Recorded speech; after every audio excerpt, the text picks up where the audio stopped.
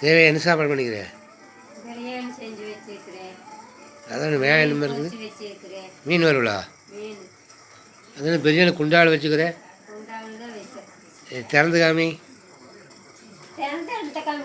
இல்லை அது என்ன பிரியாணி பார்த்தேன்? பிரியாணி குண்டா. இது என்ன குண்டா பிரியாணியா? நீ வாங்க என்னோட ஒய்ஃபு குண்டா பிரியாணி பண்ணிக்கிறேன். அப்படி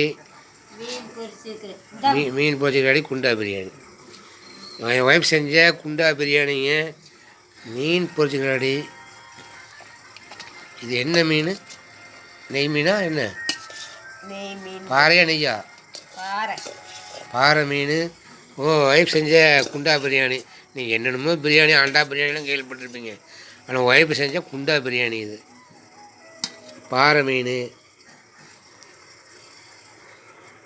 ஓகே தேங்க்ஸ். நீ செஞ்சதே பெரிய விஷயம். ஓகே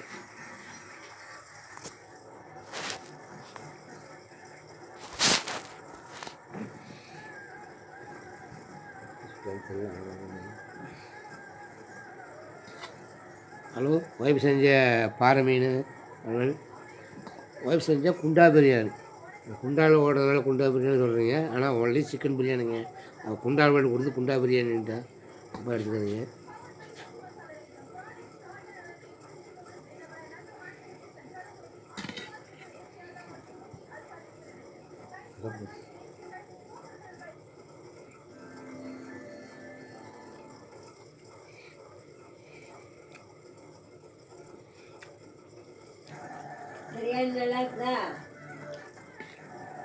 பிரியாணி நல்லா தான் இருக்குது.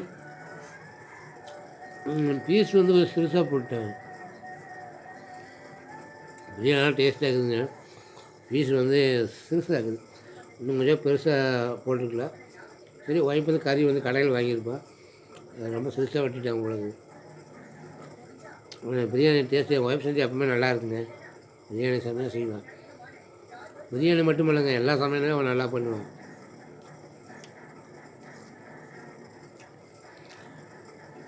அவன் நல்லா பண்ணதுனால தானங்க இப்போ ஒரு 54 வயசு உயிர் வளர்க்குறேங்க.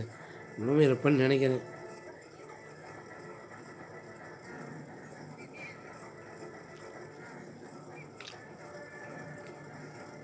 என் மேலே நல்லா பாருங்க. எனக்கு என்ன பிடிக்குமோ அதை பண்ணுவேன். நீங்கள் 100 பேர் ஒரு முறை வந்தாலும் 80% எது பிடிக்குமோ அந்த 100 பேர் அதை தான் சாப்பிட்டு போகணும். இல்லை 100 பேர் வந்துட்டாங்க வேறு மாதிரி பண்ணலாம். Note is not. 100 பேர் வந்தாலும் எனக்கு பிடிச்ச மாதிரி தான் சமைப்பேன். அதை தான் அவங்களும் சமைக்கணும், அவங்களும் சாப்பிடணும். எங்கே போய் சமைச்சாலும் எனக்கு பிடிச்ச மாதிரி சமைப்பேன். வச்சுருக்கேன். யார் வந்தால் அப்படி தான் சாப்பிட வேறு வழி இல்லை. அந்த அளவுக்கு என் மனைவி நல்ல மனைவி. அதனால் 54 வயசை தாண்டி ஓடிட்டு இருக்கிறேன்.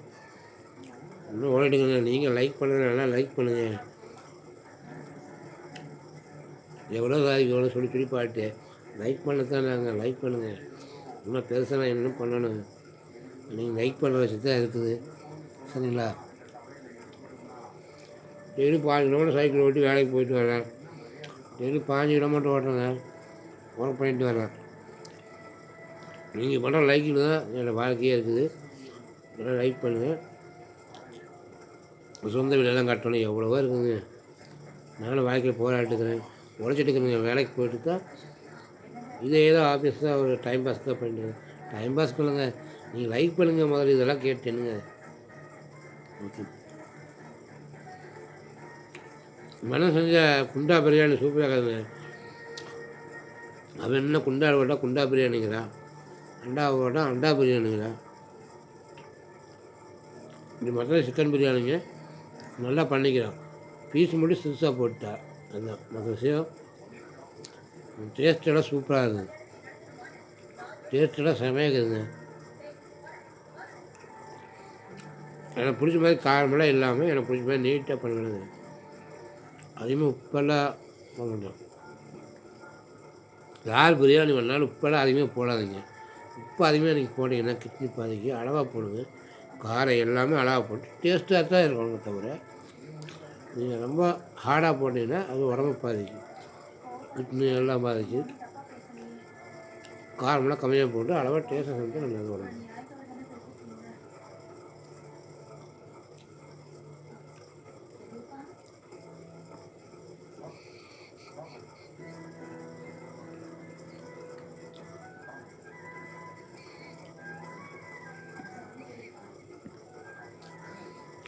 முக்கியமாக நைட் சொல்கிறேன், நைட் நேரம் பிரியாணி சாப்பிடக்கூடாது, தப்பு தான்.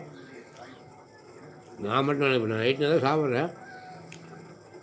மேக்ஸிமமே நீங்கள் நைட் நேரம் பிரியாணி சாப்பிடக்கூடாது, உடம்பு பாதிக்கு ஆபத்து சேர்ந்தது. வீட்டுக்கே ஏதோ நைட் நேரம் டைமில் காலையில் உடச்சிட்டு மதியம் டைம் கிடையாது, எனக்கு சைக்கிள் 5 கிலோமீட்டர் வர முடியாது, 1 ஹவர் டைம் வர முடியாது, அதனால் நைட்டில் சாப்பிட்றேன். எல்லாருமே நைட்டில் நீங்கள் பிரியாணி சாப்பிடாதுங்க, நல்லா ஜீரணமாகிறத நல்ல உணவாக சாப்பிட்டுங்க. பிரியாணி எல்லாம் சாப்பிட்றேன்னா நீங்கள் பகலில் சாப்பிட்டுங்க, ஓகேவா? நம்ம உடம்பு தான் முக்கியம், உடம்புக்கு தேவையான சாப்பிட்டுங்க. அதுக்கு நாங்கள் சாப்பிட்றோம் வீடியோக்கு அப்படின்னு நீங்கள் அதை அந்த அளவுக்குலாம் சாப்பிடவே வேண்டாம், உடம்பு பாதிப்பு ஏற்படும். அதனால் நம்பாதீங்க. எதுவும் உங்களுக்கு எது பிடிச்சதை சாப்பிடுங்க, ஆனால் ஓவராக சாப்பிடாதீங்க. எதுவுமே அளவாக சாப்பிடுங்க, அதுக்குண்டான ஒர்க் அவுட் பண்ணுங்கள், அப்போ தான் உடம்பு நல்லாயிருக்கும், ஓகேங்களா? நைட் நேரம் மட்டும் பிரியாணி சாப்பிட தவிச்சிருங்க. எனக்கு பகல் வரைக்கும் எனக்கு டைம் இல்லைங்க, ஏன்னா பகல் டூட்டியாக போச்சு, அதனால சாப்பிட்றேன். ஓகே,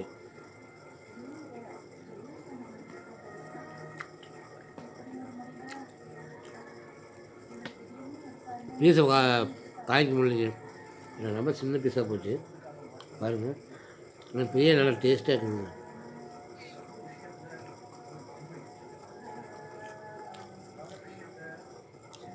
என்னோடய எப்பவும் பிரியாணி மட்டும் இல்லைங்க, எந்த குழம்பு வச்சாலும் என்ன நினச்சா குழம்பு வைப்பேன். அப்படி எது சமைச்சாலும் எனக்கு எது பிடிக்குமோ அதை சமைப்பாடி. நீங்கள் 100 பேர் ஒரு முறை வந்தாலும் அது புருஷனுக்கு பிடிக்குமோ அதுதான் அவன் சமைப்பாள்.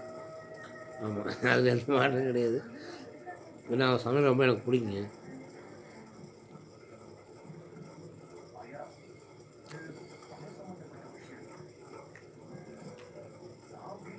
காரம் கம்மியாக போட்டு உப்பெல்லாம் கம்மியாக போட்டு அழகாக சாப்பிடுங்க. வாழ்க்கை நீண்டாயிரோட ஆரோக்கியமாக வாழுங்க, அது ரொம்ப. காய்கறி உணவு நல்லா பண்ணி சாப்பிடுங்க. வாரத்துக்கு ஒரு நாள் இப்படி மாதிரி பிரியாணி சாப்பிடுங்க. பகலில் போட்டு சாப்பிடுங்க. மிட் நைட்டு சாப்பிட்றது அதெல்லாம் வேண்டாம், ஓட்டு சாப்பிடுங்க, ஆரோக்கியமாக இருங்க. நல்லா இந்த மாதிரி வீடியோ போட்டு தப்பாக உடம்புக்கிறது இருக்குங்க, அதில் அனுபவிச்சுக்கணுங்க. வேண்டாங்க, பகல் பிரியாணி மட்டும் சாப்பிடுங்க, லைட்டாக சாப்பிடுங்க. வெஜிடபிள்ஸ் நல்லா சாப்பிடுங்க. பிரியாணி நல்லா சாப்பிடுங்க, கறியெல்லாம் நல்லா சாப்பிடணும், தப்பு இல்லை. பகலில் சாப்பிடுங்க, நல்லா தகுந்த மாதிரி ஒர்க் பண்ணுங்கள்.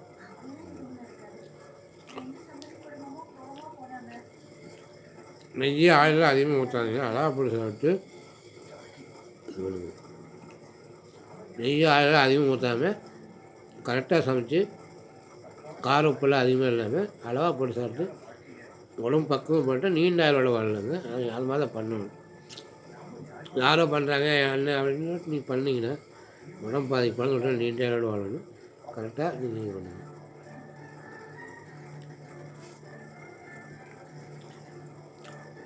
இப்படியே பார்த்துக்காங்க, லைக் பண்ணுங்கள், ஷேர் பண்ணுங்கள்.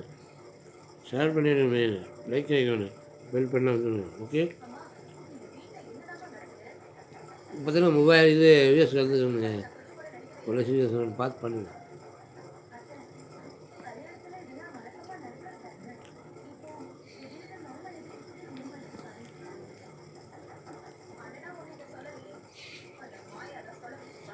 நான் மீன் காய்க்க விட்டேன்.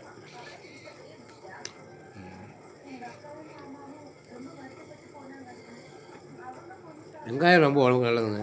அரைச்சும் சாப்பிடல, அரைக்காம சாப்பிட்லாங்க. அரைச்சி சாப்பிட்டு சீக்கிரம் ஜீரணமாயிடும். வெங்காயத்தை பார்த்தா உடம்புக்கு ரொம்ப நல்லது. மீன் வருங்க, ஓய்வு செஞ்சால் மீன் பேசும். தேங்காய் பாருன்னு என்ன சொன்னா அப்படிங்க பார்க்கலாம்.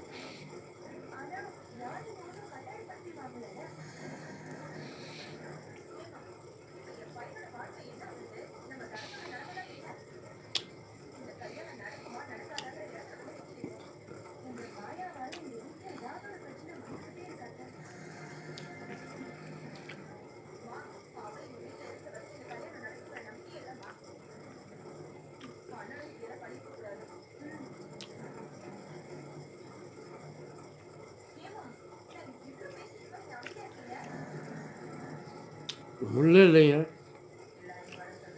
முள்ளே ஒரே முழுத்து வந்து முள்ளே கிடையாது. சூப்பராக இருக்குது.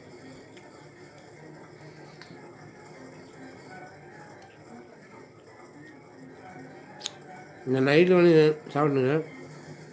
நீங்கள் வந்து என்ன பண்ணுங்க, பால் பண்ணி சாப்பிடுங்க. நைட்டு வந்து ஹாட் உணவு வந்து சாப்பிட்றது நைட்டே சாப்பிடுங்க.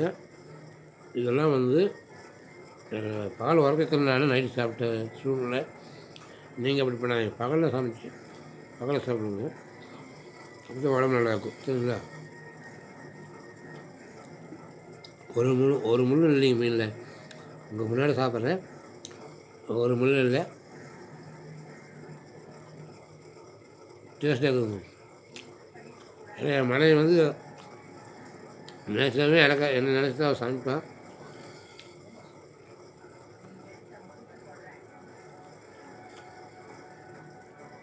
அது மாதிரி எல்லோரும் சந்தோஷம் சமைச்சு சாப்பிடுங்க.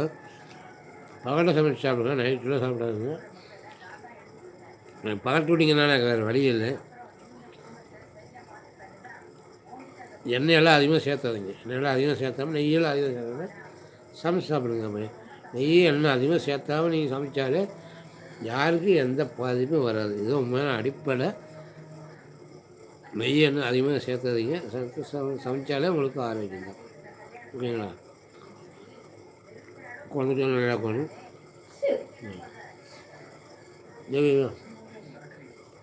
இப்போ பாருங்க,